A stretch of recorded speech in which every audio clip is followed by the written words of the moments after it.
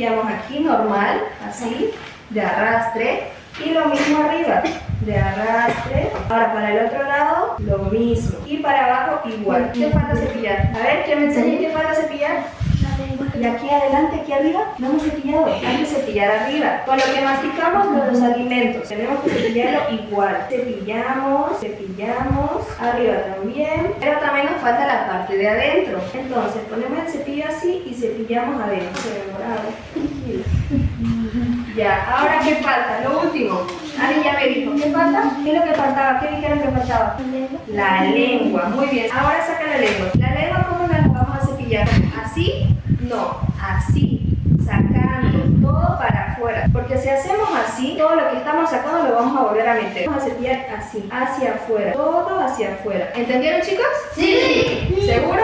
Sí. A mí me parece perfecto, ¿no? Toda la visita, porque es importante que los niños sepan cómo manejar su cepillo, cuidar su diente. Me parece excelente trabajo que está haciendo para que los niños puedan tener ese hábito de higiene bucal, ¿no?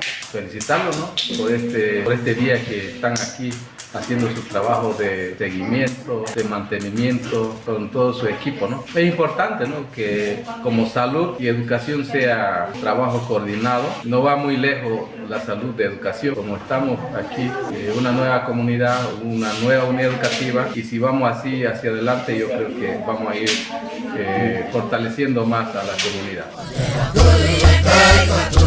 Oye,